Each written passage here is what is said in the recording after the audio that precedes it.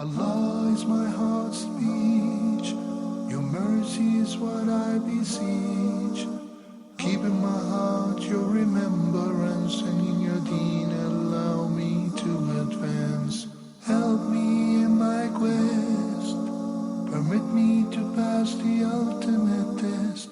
Help me in my quest, permit me to pass the ultimate test. Bismillah ar-Rahman ar-Rahim. Alhamdulillahi Rabbil Alameen. Wa sallallahu wa sallam wa baraka ala abdihi wa rasulihi al-Amin. Nabiyyina Muhammadin wa ala alihi wa sahbihi ajma'een. Dear brothers and sisters in Islam, Assalamu alaikum wa rahmatullahi wa barakatuh. Today's episode would be dedicated to your emails. Therefore, we will not be receiving any of your phone calls.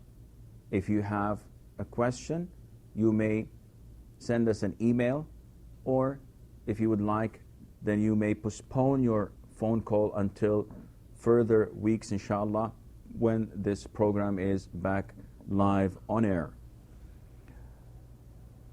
Sister Ashma asked a number of questions, and in the previous program we spoke about the ruling on dyeing the hair and on plucking the eyebrows. And to elaborate, the hair on the human body is one of three. Either it is mandatory to remove, or it is forbidden to remove, or it is permissible to remove. So the hair that is forbidden for a person to remove, for men and women, is the eyebrows. The most authentic opinion is that you cannot pluck the eyebrows, you cannot cut the eyebrows, and you cannot shave the eyebrows as well, for both men and women. And for men, it is forbidden for them to shave their beards. This is completely unacceptable in Islam. The Prophet ﷺ forbade this, and he instructed us to grow the beards for the men. And the consensus of the four schools of thought in Islam states that it is forbidden to shave the beard. The hair that is mandatory for both men and women to remove is the pubic hair, the hair that grows over the private parts, and the armpit hair. And the sunnah is to pluck the armpit hair and to shave the pubic hair. The third type of hair is the hair in the rest of your body, which the Quran nor the Sunnah told us what to do with it. So it is permissible for you to keep or to remove. This is up to you. Like the hair that grows on the arms or on the legs. But the custom is that only women remove the hair on their arms and legs, and the men would keep this. And it depends from one country to the other, from one people to the other. Sister Ashma also says or asks about the ruling on covering the face. Is it mandatory or not? And we've stated this so many times that it's an issue of dispute among scholars, and the most authentic opinion is that it is mandatory for a woman to cover her face, because this is a form of protection, not only for her, but also for the men who may be fascinated or attracted to her beauty. And also this is what the verses of the Quran and the authentic hadith all lead to. And the consensus of scholars is that the wives of the Prophet ﷺ were mandated to cover their faces.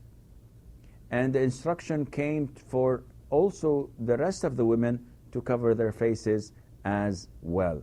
Therefore, what I believe is that the most authentic opinion of scholars that a woman should cover her face from non-mahrams. So if she goes out, she has to cover her face. And this is for her protection, and for the protection of the society at large. She goes on to say, what is the ruling on wearing jeans for women? Well, wearing trousers is an issue of dispute among scholars. Some looked at it as something that is to be worn only by men, and I believe that this is not an authentic opinion or a strong opinion. What I believe is that a woman can wear trousers, providing that these trousers are not tight and they're not giving away her figure. So if the trousers are loose and she's sitting in front of other women or her children, then I believe that this is tolerable but not advisable, because other scholars say that it is not permissible. So just to be safe and out of the room of doubt. However, wearing tight trousers or tight clothes, this is completely forbidden for both men and women, but especially for women, because there is something about women, about their curves, that provoke people. And this is why Allah instructed women to cover up from head to toe when they leave. And no matter how ugly a woman is, she has to cover. While men don't have to do this because their influence over other men or other women is far less than the influence of a woman in the street. And this is human nature, and this is how Allah Azza wa Jal created us, and He knows what He created. Therefore, He instructed women to cover. And she also asks about the ruling on reciting Fatiha when going to mazars, graveyards. Is this okay or not? Well, we have to know that a woman is not allowed to visit a graveyard. And there is a hadith where the Prophet ﷺ curses women who do this often. So scholars said that it is not permissible for a woman to visit a graveyard, simply because we don't have a justification from the Quran and Sunnah. We have to do it as it is. But some scholars thought of giving some clarifications or justifications by saying this is due to the nature of women in general. They're soft-hearted, and if they visit the graveyard of a husband or of a father or of a son, they would probably cry and maybe do something that would be inappropriate for a woman to do outside of her house, and therefore it is not permissible for a woman to visit a graveyard, generally speaking. What I read in her question was going to mazars, graveyard. If I understand this correctly, in some so-called Islamic countries, they have what is known as mazar. And a mazar is a tomb that is built over a grave, and people think that this is a saint or a pious person, and they go and pray, and they may sacrifice some animals for this so-called saint, and they may put candles, and they may put forward their requests and needs in pieces of papers, and may give sacrifices of different kinds and buy things and food, etc.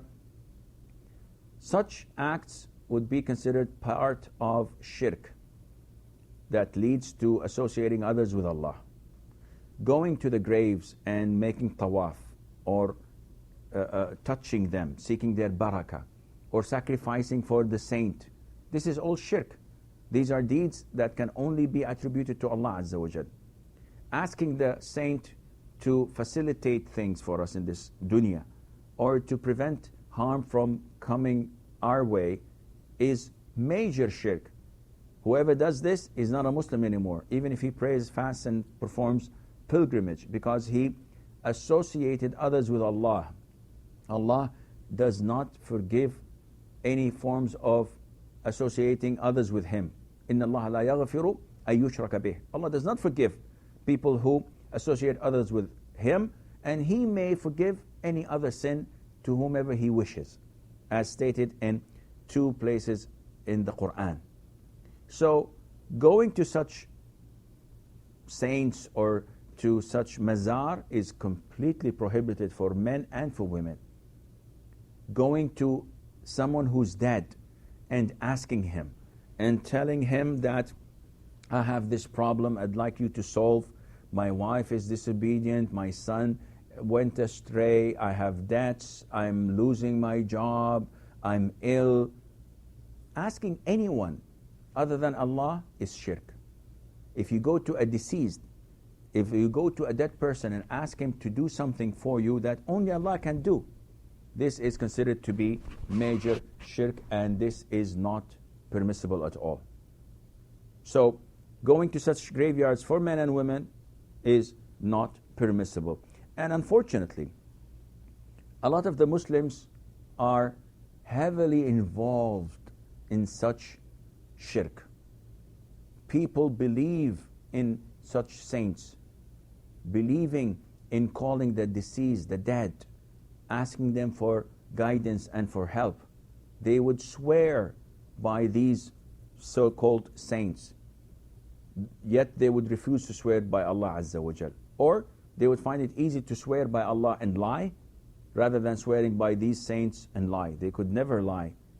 And this is an indication that these are not Muslim, because they're associating others with Allah Azza wa Jal. If you go to Muslim countries, you would find priests, so-called Muslim, that are taking care of these tombs and shrines and places of worship to other than Allah Azza wa Jal.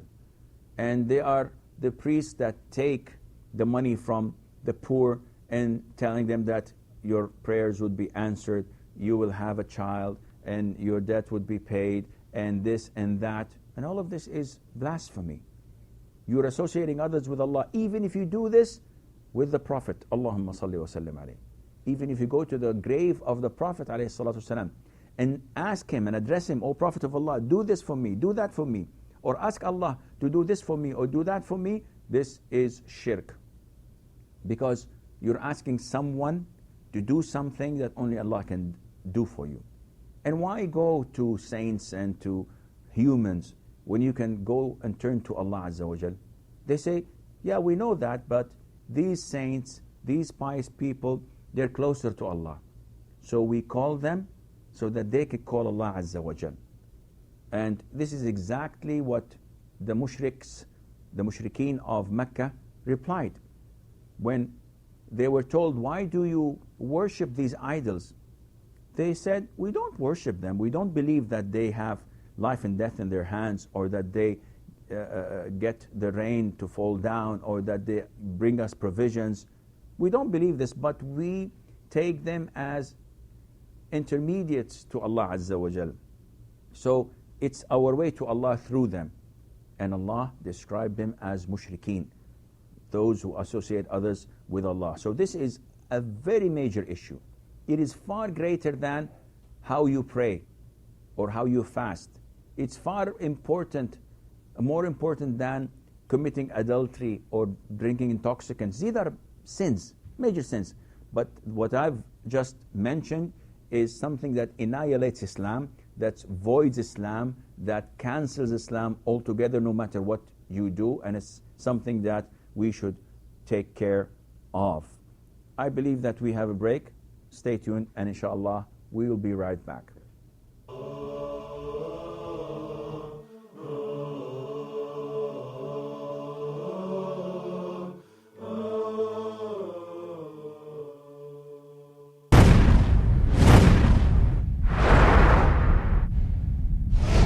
All the prophets are brothers, and they represent the same message. What was the call of the prophet? What was his invitation? He was inviting to what? So the prophet said, "O Allah, grant your mercy on the one who is tolerant if he sails, on one who is tolerant if he buys, and one who is tolerant when he seeks his rights." try to discipline them in the best way, those daughters will be his shield. That means those will be the reason, the cause of his protection from hellfire. Because of what? Taking care of them. What you have in this life, no matter what you have, is less, and it is temporary.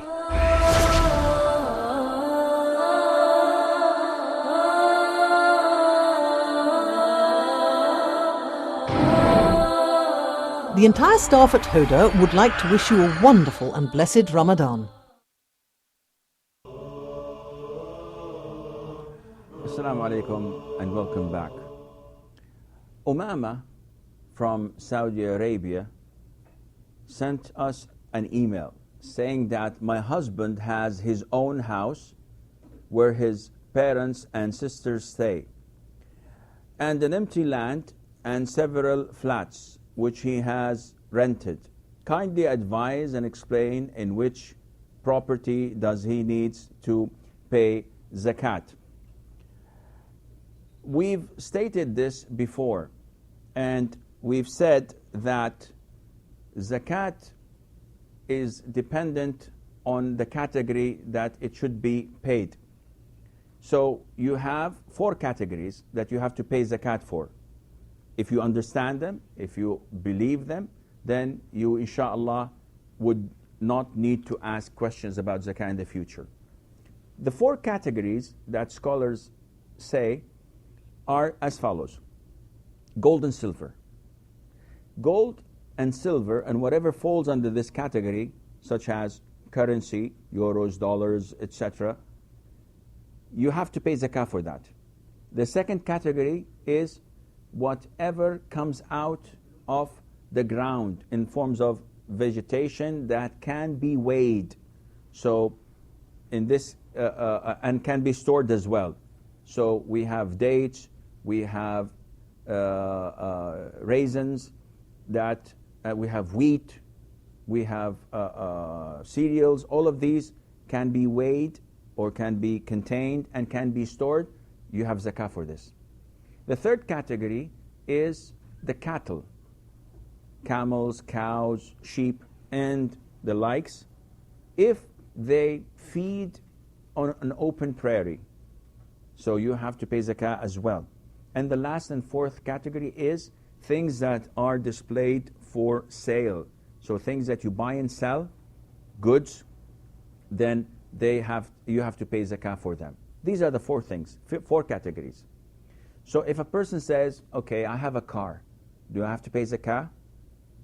I would look into these 4 categories. It's not money, and it's not cattle, and it's not vegetation or something that comes from the ground, plants or whatever, and it's not something for sale.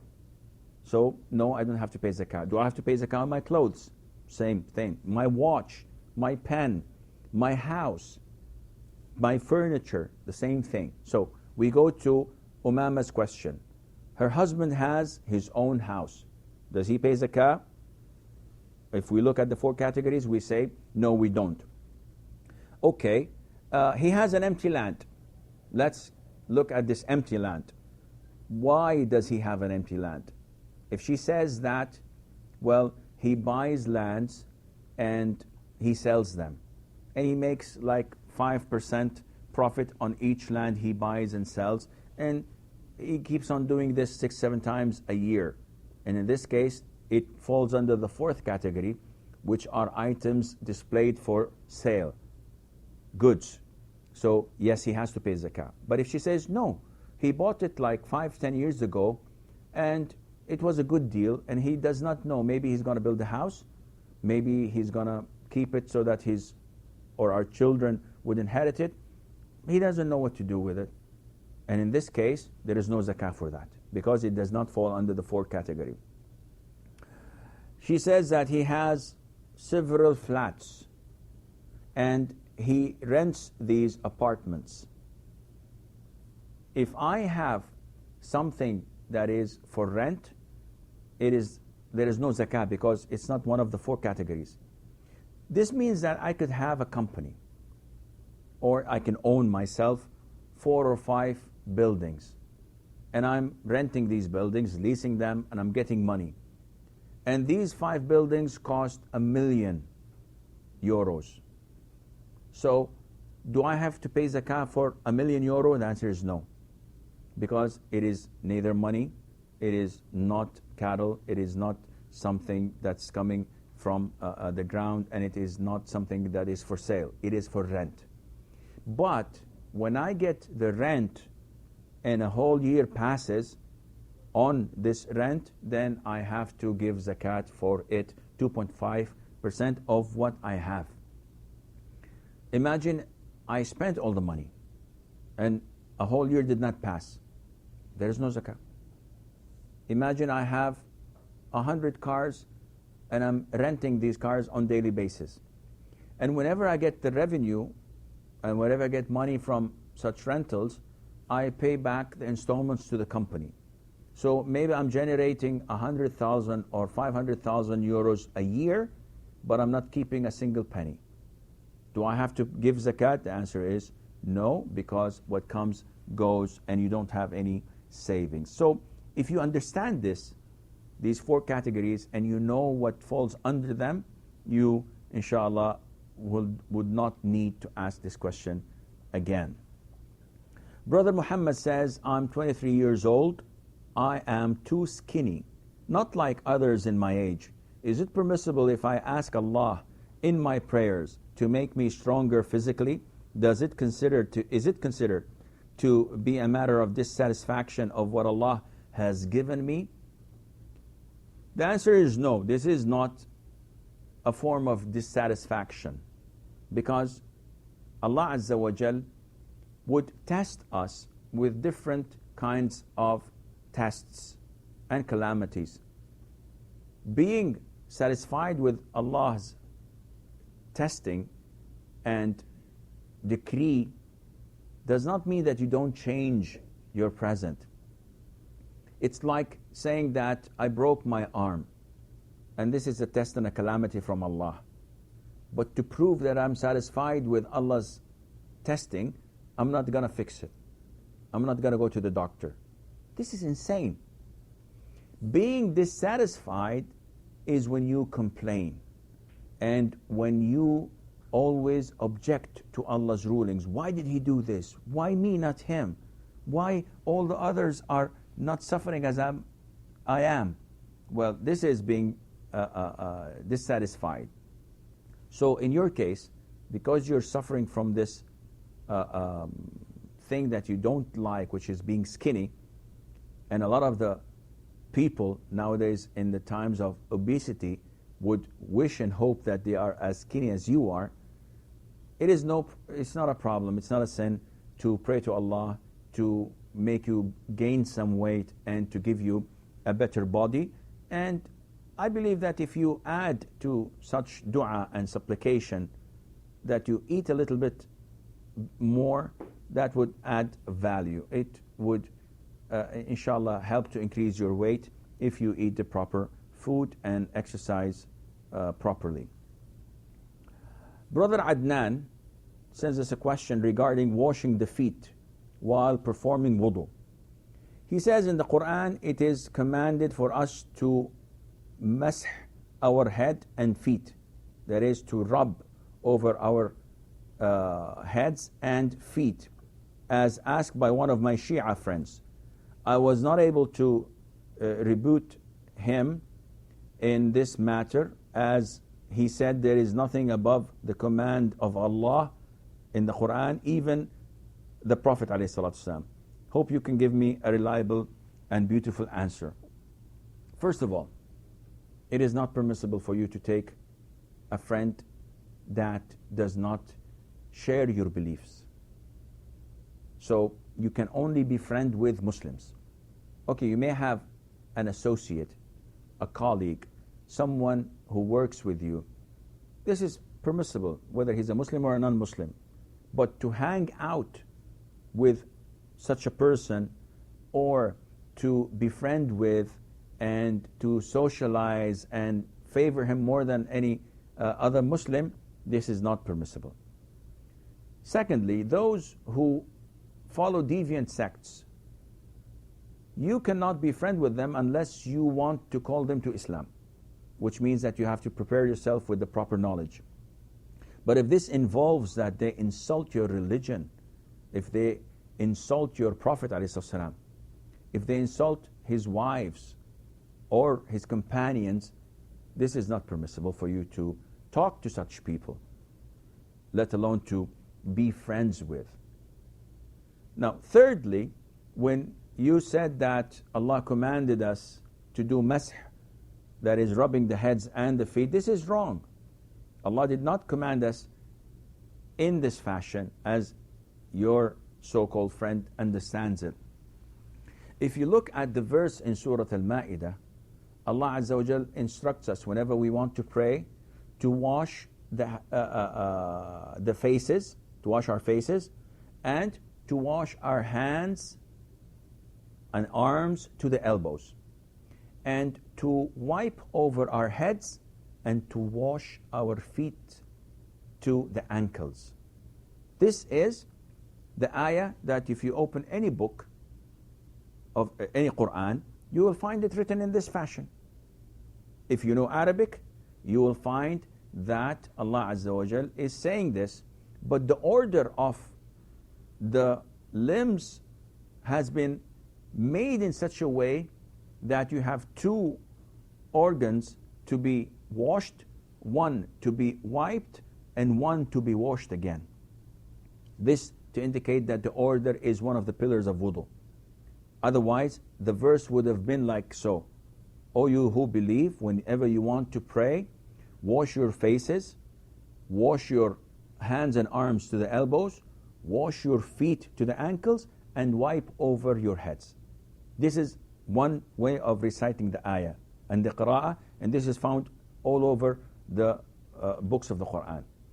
The other qira'ah is, which he referred to, washing over the head and washing the feet, and this is only when you're wearing your socks or your shoes to wipe over. But if someone comes and wipes over his foot, barefoot, his wudu is invalid and his prayer is invalid. He has to wash his feet. The only thing that he can wipe over is socks or his shoes. And therefore, we understand the Quran not by our whims and desires, but by the one who has been revealed this holy and noble Quran. Your friend is saying that nothing comes over or on top the commands of Allah, not even the Prophet ﷺ. This is true, but unfortunately, this ignorant friend of yours does not know that the Prophet ﷺ does not utter anything except by revelation. So all what the Prophet ﷺ says from the Sunnah, from the teachings of the Prophet, is a revelation from Allah. If he makes the effort and he decides something or chooses something and makes a mistake, Allah would correct him. So whatever the Prophet does, it is been monitored by Allah, and if approved, it is part of the Sunnah. If disapproves, Allah Azza wa Jal would show us this, as in the case when the blind man walked in and the Prophet frowned in his face, ﷺ, because he was calling the dignitaries of Mecca. Allah Azza wa Jal immediately revealed that this was wrong. Also, when the Prophet ﷺ was instructed to marry the wife of his adopted son, Haritha, Zayd ibn Haritha, may Allah be pleased with him, he did not like this, and he feared what the people might say about this. And Allah Azza wa Jal showed us in the Quran that this is wrong. You should not fear the people, and you should only fear Allah, and this is going to happen because Allah said it was going to happen. And he did marry his cousin Zainab bin Jahsh, may Allah be pleased with her, after Zayd ibn Haritha divorced her because they could not live together with the way each thought of each other. So whatever the Prophet says, it's a revelation. It is like the Quran. The Prophet said in the authentic hadith, I have been given the Quran and something else similar to it, which is referring to the Sunnah. And you cannot understand the Quran without the Sunnah. How would you know that we have 5 daily prayers? 2 for Fajr, 4 for Dhuhr, Asr, and 3 for Maghrib, and 4 for Isha as well. How would you know the number of rak'ahs? How do you know that each rak'ah has 2 prostrations? Or we should do this, or we should do that? How would you know that zakat has to be in this nisab after 1 year from the cattle or from gold and silver and from this and that? How would you know that I'm not allowed to marry this or that, and I'm allowed to marry this or that? So many things in the Quran is explained to us by the Sunnah of the Prophet sallallahu alaihi wasallam. So you cannot fully comprehend the Quran without going through the Sunnah. Therefore, I request you that you choose and select your friends, and that you learn your religion, so that not every time someone pops up and gives you doubts, makes you doubtful about your religion. I believe we have a break. Stay tuned, inshallah, we'll be back.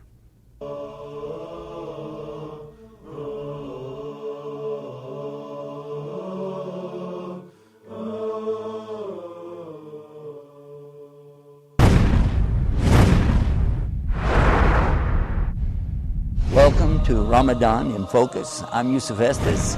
Bismillahir Rahmanir Rahim. Alhamdulillahi Rabbil Alameen. Whether you're Muslim or non-Muslim, you can appreciate the subject of Ramadan. As we say in Texas, get the hay down where goats can eat it, you know. Totally and completely all mercy, if there is mercy, must be coming from Ar-Rahman. How much? 99 times all of the mercy that's ever been shown in this universe is going to be shown to the believers on that day. And certainly we will need it. Isn't that the truth? Look, this is from the mercy, the rahmah of Allah. So it's always a responsibility of Muslims to make sure the right message gets out. But it's also our responsibility to listen to those in authority over us.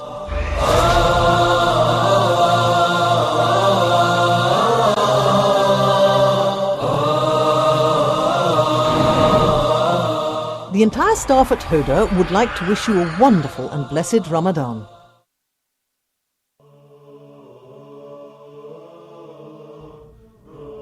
Assalamu alaikum and welcome back.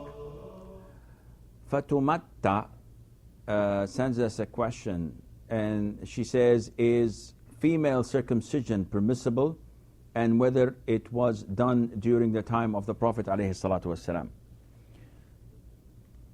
The most authentic opinion of scholars is that circumcision is part of human nature, and it is something that is natural and part of nature, as in the hadith of the Prophet ﷺ, meaning that this is the original way that Allah has created people to have, and that is to clip their nails, to shave or trim their mustaches, to remove the pubic hair, to pluck the armpit hair, and to have circumcision. However, the scholars agree that male circumcision is mandatory, and hundreds of medical reports support this. This does not concern us as Muslims, whether medical reports support or disagree, because we as Muslims submit our will to Allah Azza wa Jal, and whatever the Prophet tells us, as some we follow, whether the medical reports support or disagrees and rejects. So male circumcision is mandatory. As for female circumcision, scholars differed, and the most authentic opinion is that it is recommended and it's a sunnah. If you do it, Allah will reward you. If you don't, Allah will not punish you. And it depends on the country and the location. And it also depends on the surgeon operating this. If he's not knowledgeable, if he does not have the experience, it's forbidden for you to do this. And it differs, as I said, from cold countries to warm countries and on the need of doing this. Some do not need it, some may require it. But at the end of the day, it would not be fair to say that it's not part of the sunnah or to claim that it is forbidden to do it, because the authentic hadith or a number of hadiths prove that this was practiced at the time of the Prophet ﷺ, and the Prophet ﷺ gave guidelines to those who are operating by not exceeding the limit and overdoing it, and also by not leaving it as it is, as this would not be suitable. And is it advisable to do or not? It's recommended, depending that you trust the one who's doing it, who's operating it, and there is need for it, and by not exceeding the measurement and the amount prescribed to us by the Prophet ﷺ. Hamdan sends us a question, and he says that I'm a new Muslim. My question is the reward for reading the Quran from a translation the same with the reward on reading the original Arabic text of the Quran? This is a question often asked by the non-Arabs. They cannot read the Arabic book, or they may be able to read the Arabic book but not to understand it. So they read the translation of the meaning of the Holy Quran. So is it the same reward? And what reward are we talking about? The Prophet said ﷺ, that with each letter of the Quran, a person is rewarded by approximately 10 good deeds. I do not say Alif Lam Mim is one letter. Alif is one letter, Lam is one letter, Mim is one letter. So whenever you read the Arabic text, Allah would reward you this. 10 good deeds for each letter you recite. And this can be multiplied up to 700, and Allah Azza wa Jal can multiply it as much as He wishes. So if I know Arabic but I cannot understand it, would it be the same reward for me to read in the translation of the meaning of the Holy Quran? The answer is no. This reward is only for those who recite the Quran in Arabic. If you recite the meaning, then you are reading the interpretation of the meaning of the Holy Quran, but not the actual text, not the actual word of Allah Azza wa Jal. Nevertheless, if you read the interpretation of the Quran, if you read the tafsir, you're rewarded because your intention is to learn, but it's a different reward. It is not the same, and hence you would not be rewarded in the same fashion if you read the Quran in Arabic language. Sufyana from Algeria, she says, am I allowed to masturbate in case I'm sexually excited? Masturbation is a sin. An individual cannot sexually entertain himself unless it's with his wife or with what his right hand possesses, and which is not available at the present time. So a person can only entertain himself sexually with his wife. She can do whatever she wants with him, and he can do whatever he wants with her, providing that the Islamic boundaries are followed, which is not the proper place to discuss them now. Masturbation, Allah Azza wa Jal described it as a form of transgression, because He told us that the believers preserve their private parts except from their wives and what their right hand possesses, and whoever seeks his pleasure other than these two, then he would be committing a form of transgression. Therefore, when you come to such a question, if a person is sexually excited, is it permissible for him to masturbate? The answer is no. Because during the day and the night, with present day's media, internet, chatting, phone calls, SMSs, magazines, newspapers, billboards, etc., people are constantly excited sexually because they're not lowering their gaze. They're not following the Quran and the Sunnah. And that is why they're always hyper. So does this mean that this sin becomes permissible? The answer is no. It is forbidden to commit such an evil when a person is excited, if he is excited, then he should do what Allah or the Prophet ﷺ commanded him to do, and that is to get married.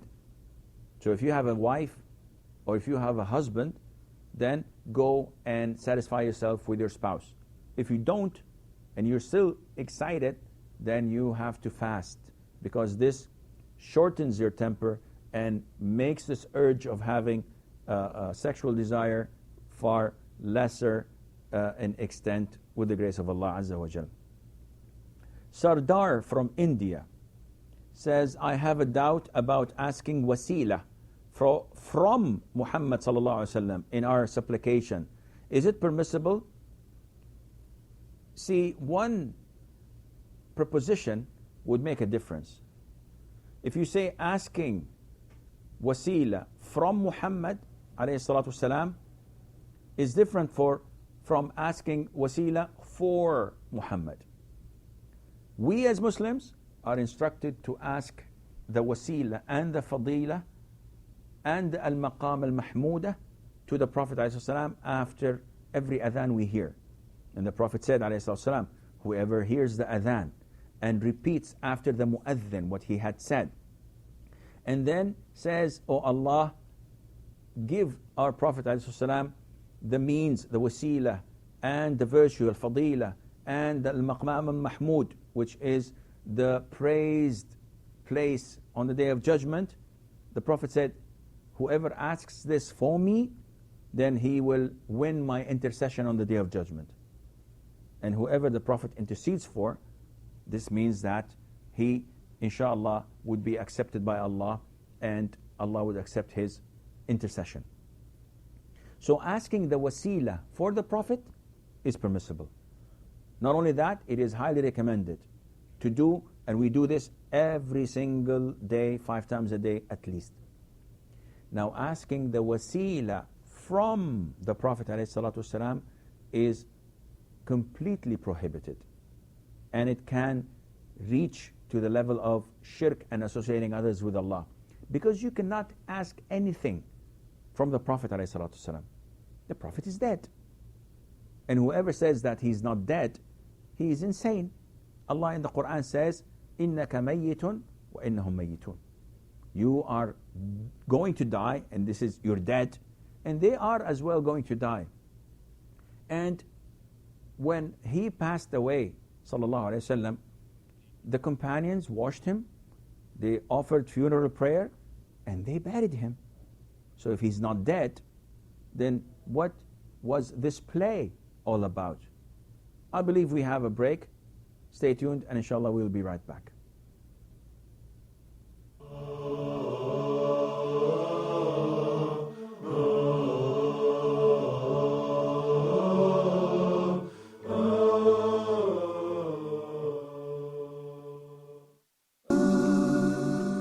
Allah the Most High and Merciful says, "Invite to the way of your Lord with wisdom and fair preaching." Do you want to join Huda in calling to Allah? Do you want to spread the message like the prophets did? Do you want to share in the blessings and rewards? Why not support Huda towards these noble aims? Why not sponsor a program of your choice? If you would like to help Huda in spreading the correct message of Islam, please send an email to support@huda.tv or call +2 014 327 1771 for more details, or fax +2 023 8555 251.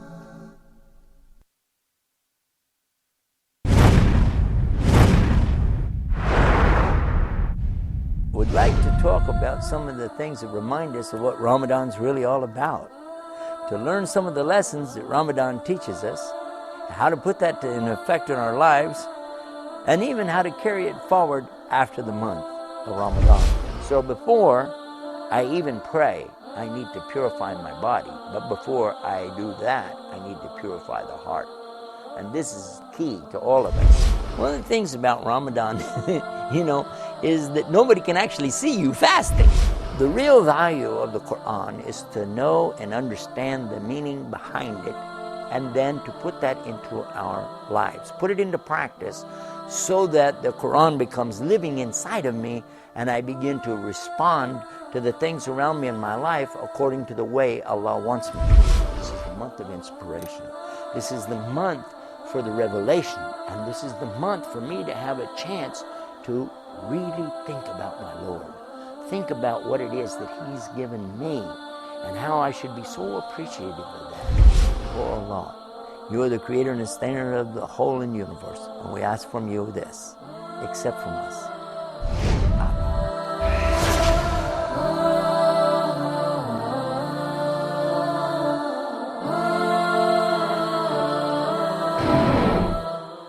The entire staff at Huda would like to wish you a wonderful and blessed Ramadan.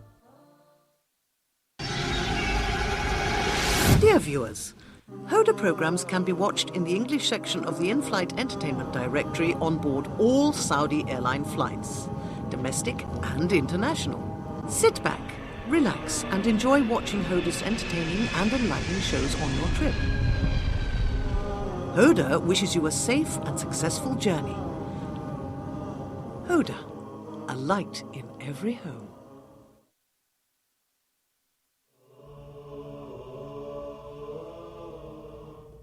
Assalamu alaikum and welcome back. Again, seeking the wasila for our Prophet ﷺ, this is highly recommended, and we do this all the time. But seeking the wasila from him, or asking him to intercede for us, or requesting him to do things for us, this is completely prohibited. And shaitan, the devil, Satan, has succeeded in fooling the majority of Muslims through this, through exaggerating their love until they go out of the loop of Islam, whether it's for the Prophet ﷺ or for his family, for Ahl-al-Bayt, or for saints, or for scholars, or for whatever. Such exaggeration is completely prohibited. And I know for a fact that a lot of those so-called scholars who pretend to love the Prophet ﷺ and who manage to fool the normal people, the laymen, and claiming that they love the Prophet ﷺ and we have to kiss this piece of cloth or take this hair and glorify it, and whenever we hear the Prophet ﷺ name, we have to rub our eyes with our thumbs and we have to put our hand. Innovations after innovation. These so-called scholars, they make millions and billions of money.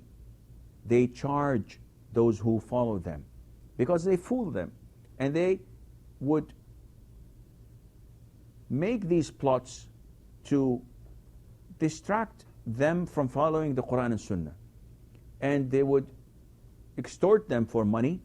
They would become richer and richer, and they pretend to be pious and God-fearing, subhanallah, they love Allah, and they use this as a camouflage to hide their desires and whims. They never follow the Quran, they never follow the Sunnah, but they gather a lot and a lot of followers who donate, who blindly follow whatever they have to say, and they are a sect of Islam. They are not part of Islam. I've read a book for one of them who exaggerated about the Prophet ﷺ so much that it took him out of the loop of Islam. Though he's from this country, from the holy shrines. He used to say that the grave of the Prophet ﷺ, and this is found in his book, it's printed and it's circulated. He said that the grave of the Prophet, the area that contains the Prophet's grave, body, so he's referring to the grave, and he reiterates and says, I'm not talking about the body, I'm talking about the grave itself. This grave, this piece of land, is more honorable than the Kaaba itself. Why? Because it contained the body of the Prophet ﷺ. Not only that, he says, it is more honorable than the throne of Allah Azza wa Jal. He's not referring to the body, he's referring only to the hole in the ground. What more blasphemy would you want from such people that exaggerate and fool others in the name of Islam? In another book of his, he says, if you go to the masjid of the Prophet ﷺ, go and stand next to the grave, and with humility and submissiveness say, Assalamu alayka ya awwal. You're addressing the Prophet now. Huh? He says, say, Assalamu alayka ya awwal, Assalamu alayka ya akhir, Assalamu alayka ya zahir, Assalamu alayka ya batin. These are 4 names of Allah Azza wa Jal mentioned in verse 3 of Surah Al-Hadid. And this infidel is telling you to say it to the Prophet ﷺ. And he says, no, you misunderstood the fact altogether. These are the names of Allah, but we meant that He is the first to come out of the grave. And He's the last to pass over the sirat. And He is the zahir of this, and He's the batin of that. Where did you get this from? At the end of the day, I will find someone like him saying that the Prophet is Ar-Rahman Ar-Rahim. The Prophet is Rabbul Alameen. And it's not like what you may think or believe. This is all blasphemous. This is kufr. And what led them to such a level is their exaggeration in the love of the Prophet ﷺ through shaitan. Shaitan is fooling them, he's playing on them, and they have fallen into his traps. So it is not permissible for you at all to worship, to call, to ask except Allah the Almighty. Why go to others? I could make millions out of this. I could tell you, come to me. I have a direct link with Allah Azza wa Jal. Pay me 20%, like some sects in Islam, pretending to be Muslims. They charge 20% of the income of an individual and claiming that this goes for Ahlul Bayt. It goes for the family of the Prophet ﷺ. And all what we see are people getting richer and richer, and they have nothing to do with Islam. So be a Muslim, be logical, follow the Quran and the Sunnah. Don't follow what I say, don't follow what Tom, Dick or Harry say to you. Only follow the Quran and the Sunnah, because this is what Allah is going to hold you accountable for on the Day of Judgment. Sister Noor from Saudi Arabia sent us a number of questions. They all revolve around the same thing almost. She says that what's the Islamic rule on women working abroad to earn their living, while she has full permission of her parents to travel without a mahram. So is it permissible for her to travel without a mahram? The answer is no. Even if she has full permission from her parents, this is not required. What is required is the full permission from Allah Azza wa Jal, the full permission from the Prophet ﷺ, and the Prophet ﷺ closed this door forever. And he said it is not permissible for a woman who believes in Allah and in the Day of Judgment to travel without a mahram. End of story. So the Prophet himself ﷺ, who banned this, who forbade this, therefore no one can come and say it's okay, it's permissible. No one can come nowadays and say this, because it was the Prophet who closed this door until the Day of Judgment. Second question is, this happened and they are now in Saudi Arabia and they work and they came here without a mahram. Is it permissible for them to travel to Mecca for Umrah if they are in the company of trustworthy women? And would this companionship be considered as mahram? The answer is the same. You are not allowed to travel to Mecca for Umrah, because traveling without a mahram is forbidden.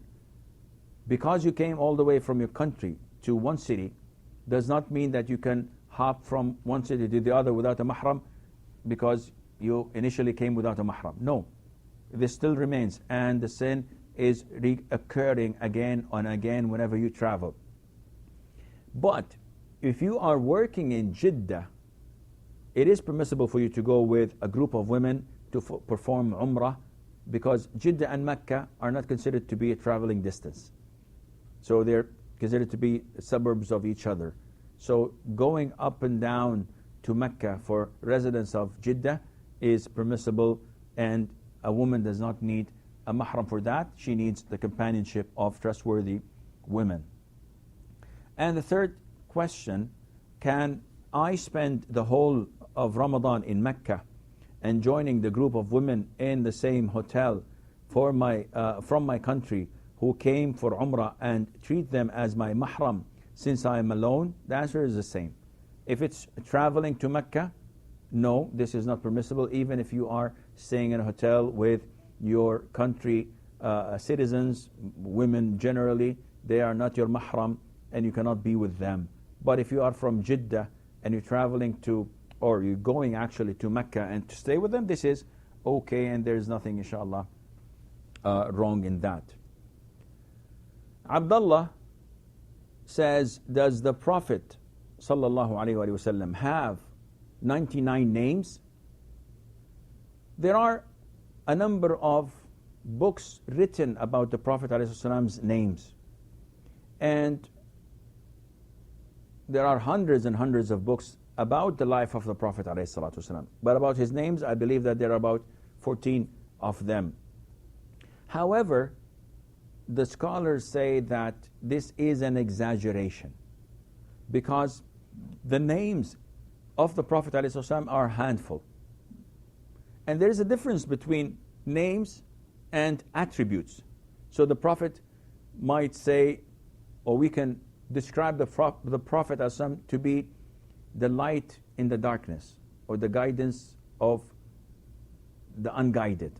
So these are descriptions. I could write a gazillion description about the Prophet ﷺ in this fashion. But as far as names, his name is Ahmad, his name is Muhammad, his name is Al-Qafi, Al-Hashir, Al-Aqib, or whatever. These are the names that he called himself, and he told us that these are his names. So they do not reach 99 names. And again, I'm afraid that this is one of the steps of shaitan that he lures people through by exaggerating in their love to the Prophet ﷺ. We know that Allah has 99 names, as mentioned in the hadith. Not limited to 99, but this is what was mentioned in the hadith. The Prophet said, Allah has 99 names, 100 names minus 1, and whoever calculates it, whoever comprehends it, whoever understands it, then he will enter Jannah. But to say that the Prophet has 99 names as well, this would not be appropriate, because then you're making him like Allah Azza wa Jal. It is like when people write in their masjid walls, Allah Muhammad. Are you associating Muhammad with Allah the Almighty? Putting Allah's name next to Muhammad's name sallallahu alaihi wasallam? This is unacceptable, because you're praising the Prophet far greater than Allah has praised him. He is the servant of Allah, he is the messenger of Allah, he is the beloved Prophet of Allah. But you cannot put his name, Muhammad, with Allah's name, because this may mislead others. I'm afraid that this is all the time we have. So until we meet next time, fi amanillah, wassalamu alaikum wa rahmatullahi wa barakatuh. Is my heart's speech. Your mercy is what I beseech. Keep in my heart your remembrance, and in your deen allow me to advance.